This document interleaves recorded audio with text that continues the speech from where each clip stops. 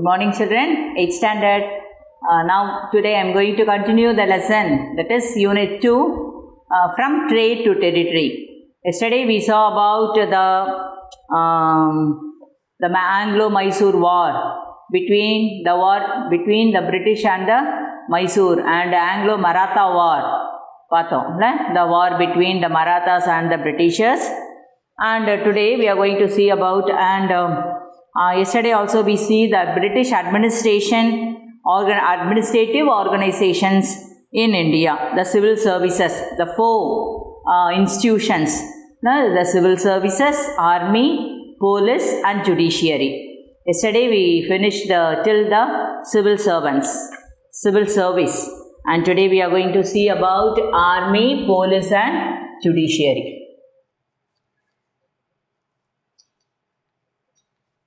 Civil service, yesterday we saw this,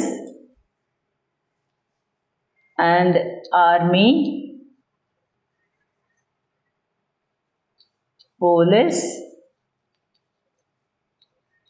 and judiciary.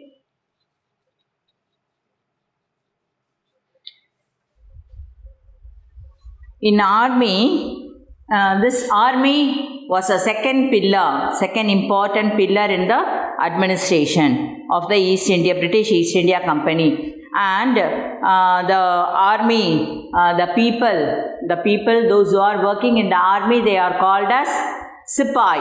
Understand, Sipahi, that is the soldiers. And these Sipahis were trained and they were disciplined according to the European military system, military standards. Understand? And the European officers only gave the training to the Indian Sipahis. Okay, and in the early stages, the British rule, 3 separate armies were started in Bengal, Bombay and Madras. In the 3 presidencies, 3 different armies were be standard in the 3 places, 3 presidencies. The places were Bengal, Bombay and Madras. Okay. And in the British rule, they wanted to expand the territory, from trade to territory. They wanted to expand their territory through this military purposes. Understand? And the Indian soldiers, they gave very less salary to the Indian soldiers rather than the British soldiers. And the allowances also given to the Indian soldiers were very less comparing to the Britishers. But in the army, most of the Indian soldiers only, they worked in the Indian army. Nearly 86% of the soldiers, they worked in the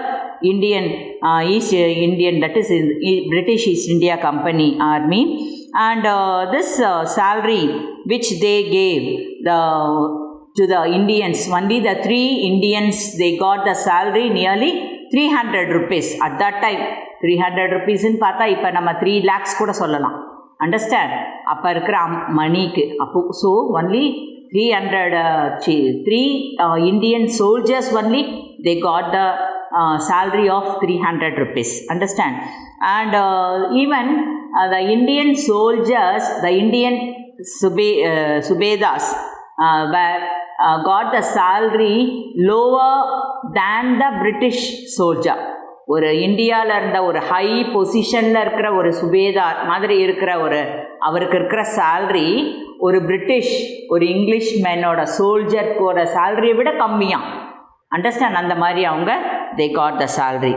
And after the revolt of 1857, there were changes in the Indian army, and the Britishers, they changed they increased the number of British troops rather than the Indian troops. Indian soldiers appoint பண்றதோட யாரை நிறைய appoint பண்ணாங்களா, troops நிறைய வச்சாங்கன்னா the British troops நிறைய maintain பண்ணாங்க.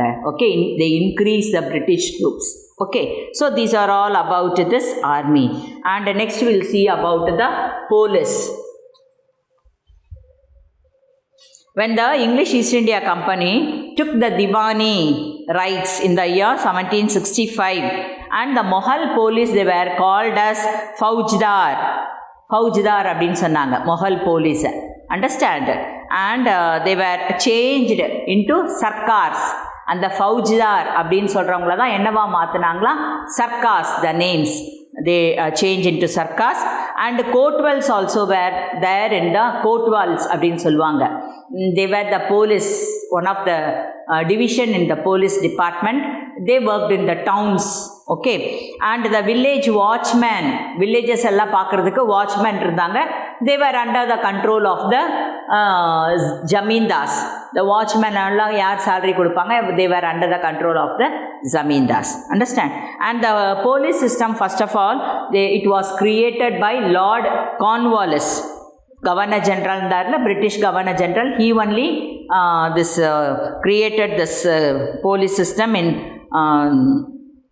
India, and he relieved the Zamindars from the police function. இந்த Zamindars பார்த்துக்கிட்டாங்கல்ல, அவங்களெல்லாம் இதிலேருந்து ரிலீவ் பண்ணிவிட்டு he established a regular police force to see the department. Understand? And Cornwallis established the Thanas, T-H-A-N-A-S, Thanas. These Thanas were headed by Daroga. Darogaன்றது police டிபார்ட்மெண்ட்டில் high போஸ்டிங்கில் இருக்கிறவங்க, அவங்க தான் இந்த தானாஸ் எல்லாம் பார்த்துக்கிட்டாங்க. Understand? And the village watchman, they have the duties in the villages, already பார்த்த மாதிரியே இருந்துச்சு. And the hereditary, it was the Daroga இருந்தாங்கல்ல, அந்த ஹெட்டு, அவங்க வந்து ஹெரிடிட்ரி, ஃபஸ்ட்டு தாத்தா இருந்தாருன்னா அவங்க பையன், அப்புறம் அவங்க பேரன், அந்த மாதிரி hereditary police become. They were called as chowkidars. Say all of you, chowkidars. Understand? And in the big cities, அதான் டவுன்ஸ், அதிலெல்லாம் யார் இருந்தாங்கன்னு பார்த்தோம்? கோட்வெல்ஸ். அவங்கெல்லாம் கண்டினியூஸாக they worked in their work. Okay. And the Thanas Daroga system was extended to Madras also in the year 1802. And before this, the district superintendent, all the Thanas, they were controlled by the district judge. இந்த தானாஸ் எல்லாம் பார்த்துக்கிட்டாங்களா, தரோகா, அவங்களுக்கெல்லாம் ஒரு district head. Understand? District judge. And in 1808 superintendent of police, it was appointed in each of the divisions. Understand? Later அந்த superintendent of police தான் district collector. இப்போ நம்ம collector சொல்கிறோம்ல, ஒரு ஏரியாவுக்கு, ஒரு டிஸ்ட்ரிக்ட்க்கு ஒரு கலெக்டர் இருப்பாங்க. அண்டர்ஸ்டாண்ட்? அந்த மாதிரி they formed the district collectors. Understand? To handle the crime, to prevent the conspiracy against, யாரெல்லாம் பிரிட்டிஷர்ஸ்க்கு அகெயின்ஸ்டாக பண்ணுறாங்களோ அவங்களெல்லாம் கண்டுபிடிச்சி பனிஷ்மெண்ட் கொடுக்கறதுக்காக each and every district they have the collectors. So these are all about the police department. Next we'll see about the judiciary, the judicial system. In 1772 the dual government was formed by Robert Clive. பார்த்தோம், இந்தியன்ஸும் rule பண்ணுவாங்க, பிரிட்டிஷர்ஸும் rule பண்ணுவாங்க, but all the powers were in the hands of the Britishers only we saw. Understand? So the dual government was abolished by the English East India Company, and the England, understand, the crown, it took the whole responsibility of Indian government. இந்தியாவை அவங்களே டைரெக்டாக they controlled this administration. Understand? And consequently the Diwani Adalat and the Faujidari Adalat were established. அதை பார்த்துக்கிறதுக்காக the judicial system பார்த்துக்கிற judges சொல்கிறால அதான் Diwani Adalat, civil case, criminal case. Understand? Like that they divide. And because of the Regulating Act of 1773, Supreme Court was set up at Calcutta. First of all, a Supreme Court நம்ம டெல்லியில், இப்போ new டெல்லியில் இருக்குது. The whole Indiaக்கு there is only one Supreme Court. It is in New Delhi nowadays. But a Supreme Court was set up at Calcutta at that time, first of all. Understand? அதில் யார் யார் இருந்தாங்கன்னா, one Chief Justice and 3 judges in the Supreme Court. They'll see the administration, civil, criminal cases, all. They'll see the thing. Understand? And after this, another courts were established in Madras as well as in Bombay.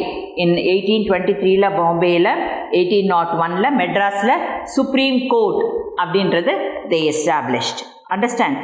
And this Lord William Bentinck started the jury system in Bengal, and the Indian Law Commission was established to compile the laws. இந்தியன்ஸ்க்குன்னு சொல்லிட்டு சில loss எல்லாம் கொண்டு வந்தாங்க. And Bengal, கல்கட்டாவில், then Madras and Bombay, அதில் இருந்த இந்த supreme கோர்ட்டெல்லாம் it was transfer into high courts. இப்போ நம்ம எல்லா ஸ்டேட்லேயும் we have the high courts. There is only one Supreme Court, it is in New Delhi. Understand? And instead of Supreme Court, they make it as high courts in all the places like Madras, Bombay and Bengal. So these are all about the institutions of this administration of British East India Company. Next we will see the subsidiary alliance of Lord Wellesley.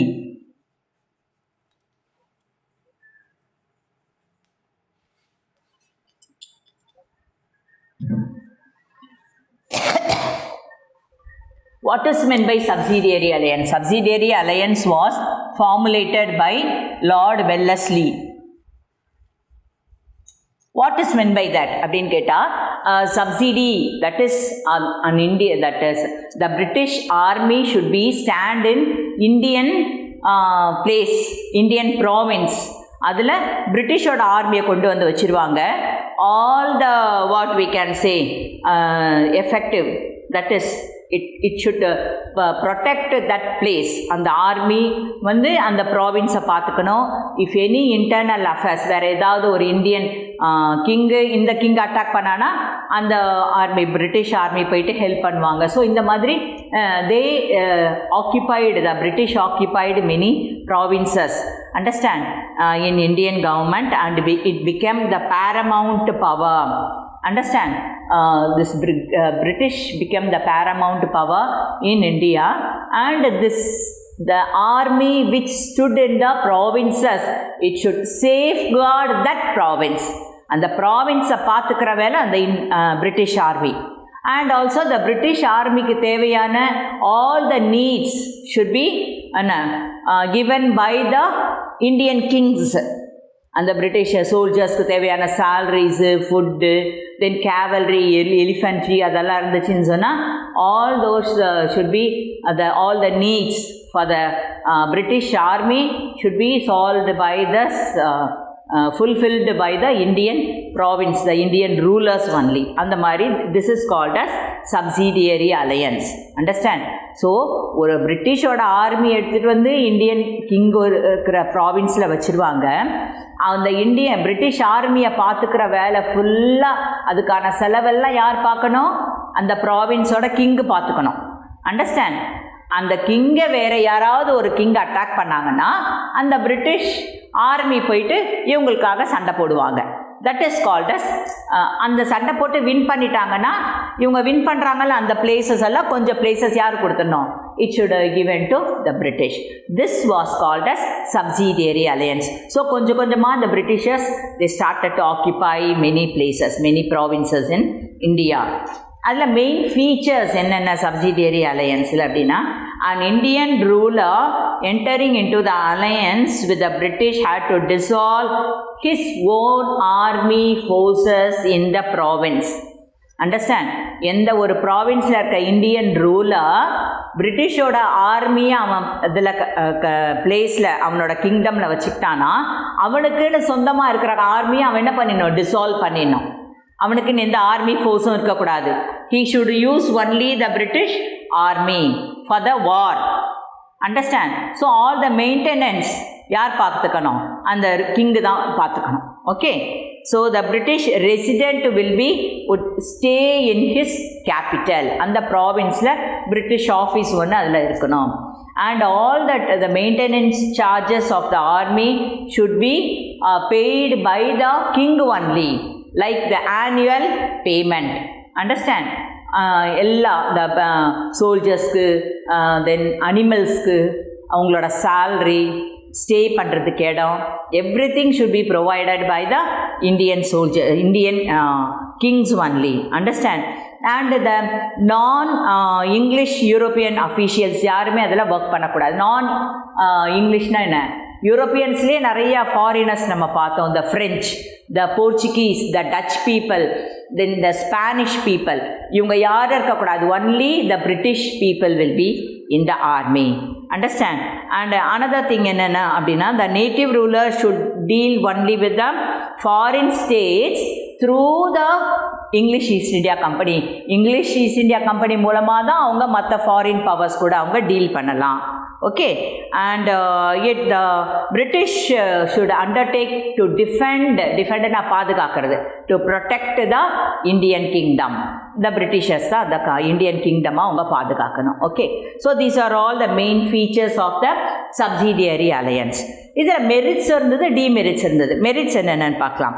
The company maintained a large army by the expense of the Indian rulers. Large ஆர்மியை அவங்க maintain பண்ணாங்க. அதோட எக்ஸ்பென்ஸ்லாம் யார் கொடுத்தது? Indian rulers கொடுத்தாங்க. Understand?